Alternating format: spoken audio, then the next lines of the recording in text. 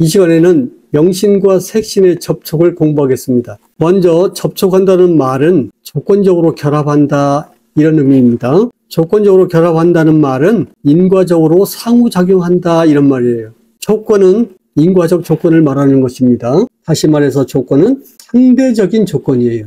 이것이 무슨 말이냐? 상대가 원인으로 나타나면 자기를 결과로 규정하고요. 상대가 결과로 나타나면 자기를 원인으로 규정하는 거예요. 조건 결합에서 원인과 결과는 스스로 고정된 것이 아니에요. 원인은 결과에 대한 원인이고 결과는 원인에 대한 결과로 나타납니다. 이것이 조건 결합의 특징입니다.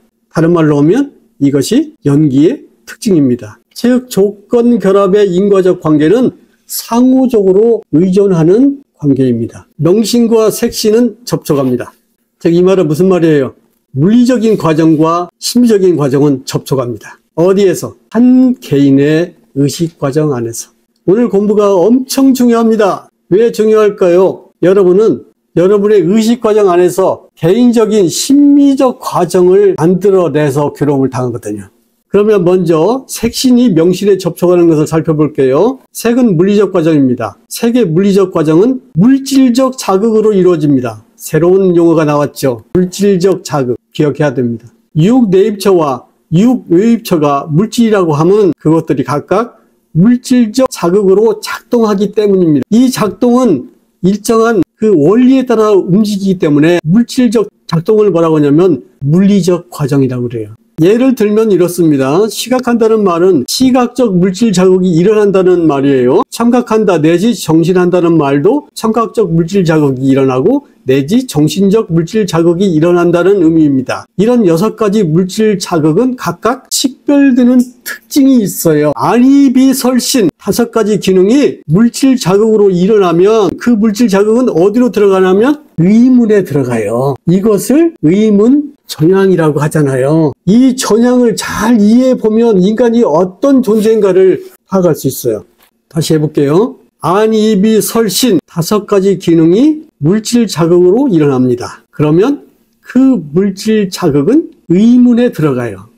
이것이 의문 전향입니다. 그러면 의문에서 수상행이 일어나죠. 수상행은 의문의 물질 기능에서 일어나는 심리적 기능이에요. 따라서 수상행이라는 심리적 기능은 물질적 자극을 조건으로 나타나는 것입니다. 인간은 물질 기능을 심리적 기능으로 변환하는 능력이 있어요. 안이비설신의가 물리적 기능이라는 거 알 수 있겠죠? 물리적 기능이라는 말은 무슨 말이에요? 물질 자극이 어떤 원리에 따라서 쭉 펼쳐진다 그 말이에요. 의무는 물질 기능이죠. 우리는 이 물질 기능인 의무를 뭐라고 이름을 붙였어요? 정신하다라고 이름을 붙였어요. 이게 정신하다는 말이 물질하다는 말과 반대 개념이라고 생각하면 여기서 이제 막 또 헷갈리는 거예요. 안이비설신 5가지 물질 기능에서 물리적 자극이 생기겠죠. 그러면 그것을 어디로 보냅니까? 의에 보내요. 의에 보낼 때 그냥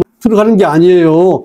의도 그 들어오는 것을 검사하고 조사하고 검색합니다. 각각의 인식 기능에 문이 있어요. 이 문은 왜 있겠어요? 자기를 수호하기 위해서 있는 거예요. 부서지지 않게 들어가면 의에서 수상행이 생겨나죠.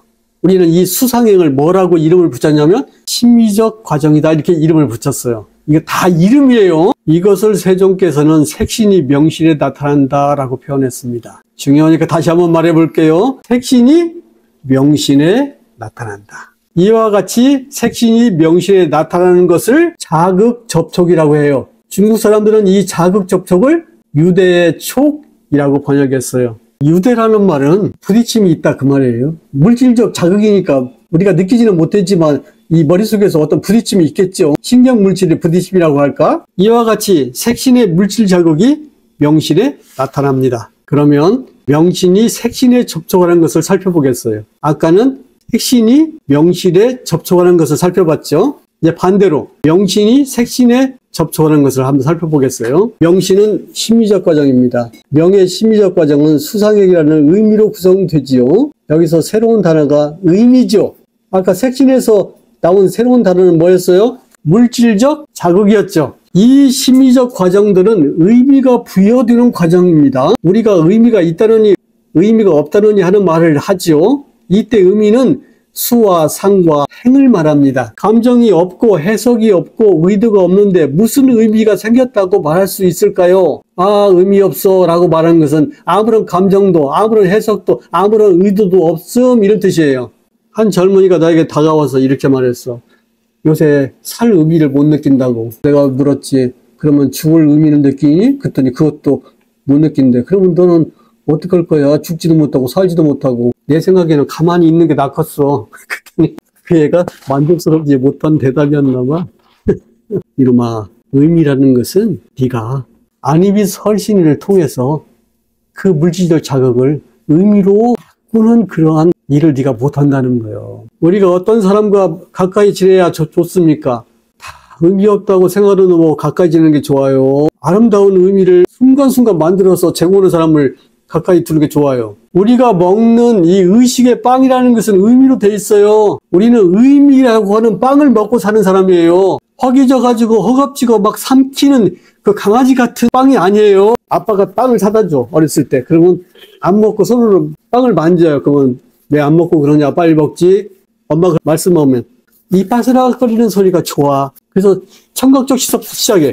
어렸을 때는 그 빵 그 봉지 그거 싼 그 피질도 보기가 힘들어서 그거 바삭거리는 소리도 흔치 않았어. 그리고 나서 봉지를 팝니다. 덥석 강아지처럼 먹는 게 아니에요. 냄새를 맡아보죠. 뭔가 구수하면서도 약간 기름 바른 냄새가 나요. 그럼 먹기 전에 이렇게 말하죠. 엄마, 이 빵에다 뭔 기름 발랐나 봐. 우리 어머니도 모르시더라고. 뭐 빵에다가 기름을 발랐겠냐. 근데 그 기름 냄새가 세상에서 태어나서 안 맡아본 기름이라 너무너무 신기해. 그래서 한참 코로 흑흑거리면서 코 식사를 시작하죠. 그때 빵을 이렇게 만지면서 촉각적 시사도 합니다. 그리고 드디어 빵을 찢을 때 그 부드럽게 결을 따라서 그 찢어지는 빵의 모습, 그리고 조용히 입안에 넣습니다. 미각적 식사가 시작됐죠.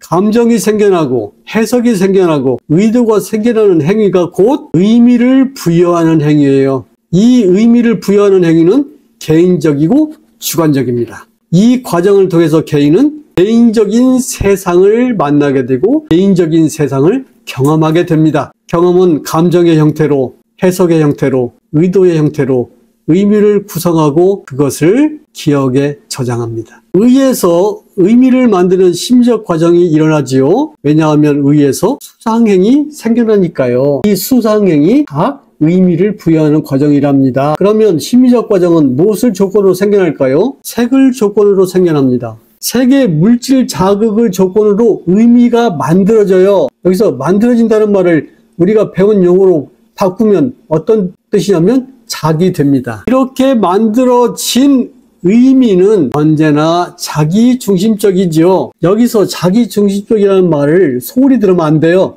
자기중심적이다 그 말은 자기 탐욕이 들어있다 그 말이에요.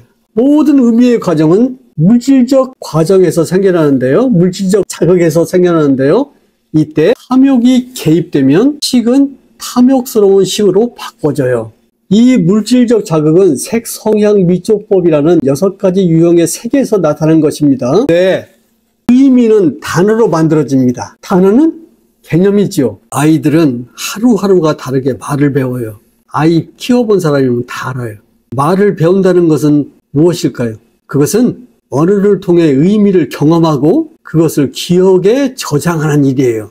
말 배울 때 좋은 말이 들어가야지 상스러운 말이 들어가면 그의 기억의 창구에는 그 냄새나는 단어로 가득 차는 겁니다. 그 저장된 기억들이 개념의 지도를 그려요. 저장된 기억들은 개념의 지도를 그립니다. 이때 지도를 그리는 행위를 돕는 그 주체가 누구냐면 식이에요. 식이 그려요. 한 인간의 인식은 그 지도 안에서 작동을 해요. 여러분은 완전히 딴 사람이 돼서 살고 싶어도 절대 그렇게 못해요. 다시 말해서 언어는 개념의 지도를 그리고 그 개념의 지도를 그린 다음에 그 지도의 의미는 물질적 세계에 투사됩니다. 두 가지 용어를 잘 기억해야 해요. 그림을 그린다는 거, 지도를 그린다는 거, 그리고 투사된다는 거. 여러분 속에 있는 것이 밖으로 나와서 이 세상을 구성하는 것이지 밖에 있는 것 그 자체가 이 세상을 구성하는 게 아니에요. 세종께서는 이러한 과정을 뭐라고 표현하셨냐면 명신이 색신에 나타난다. 의에서 작용된 의미가 색신에 나타나는 방식은 언어입니다. 의에서 작용된 의미가 색신에 나타나는 방식이 언어예요. 세종께서는 이러한 접촉을 언어 접촉이라고 말씀하셨어요. 중국 사람들은 이 언어 접촉을 명칭의 촉이라고 번역했습니다. 그럼 여기서 이제 한 가지, 명세 걸 때 명이 무슨 명자예요? 이름 명자예요. 명이라는 것은 인도말로 나마라는 뜻인데 나마를 번역한 말이 명이에요. 중국 사람들이 나마를 명이라고 번역했어요. 나마는 오늘날 영어로 말하면 네이밍이에요. 이름 붙이는 것을 명이라고 그래요. 그러니까 세조는 아셨어요. 의에서 수상행이 생기는데 그 수상행이라는 것은 언어적 표현에 불과한 것들이다. 이렇게 언어로 표현하는 이것을, 이 네이밍을 어떤 사람은 이름이라고 번역하는 사람도 있어요. 근데 우리는 이름이라고 번역하고 뭐라고 번역했어요? 정신이라고 번역했죠. 왜냐하면 이 이름 붙이는 그 기능이 정신에 있기 때문이에요. 우리가 경험하는 이 세상은 언어의 그림입니다. 인간의 경험 과정은 물질적 자극을 의로 가져와서 그것을 자기중심적인 의미로 가공하지요. 그리고 그 의미를 단어로 기억합니다. 이러한 삶의 과정에서 명신과 색신이 접촉합니다. 다시 말하면 자극 접촉과 언어 접촉이 우리의 인식 안에서 일어나고 의식 안에서 일어나지요. 물질적 자극은 의미로 나타나고 의미는 물질적 표현으로 나타납니다. 여기서 주의해야 될 두 단어가 있네요. 의미와 표현이라는 말을 잘 익혀야 돼요. 의에서 의미를 만들지요. 이건 이해했죠? 그 의미는 언어로 표현되지요. 그런데 이 의미를 만들어서 어디로 보냅니까? 안, 입이, 설신으로 보내죠. 5가지 감각기관으로 보내요. 그러면 거기서 그 의미를 받아가지고 안, 입이, 설신이 할 수 있는 이 5가지 인식기관이 할 수 있는 건 뭐냐면 물질적으로 표현하는 일을 하는 거예요. 이거 잘 이해해야 되는데 세조는 이렇게 본 거예요.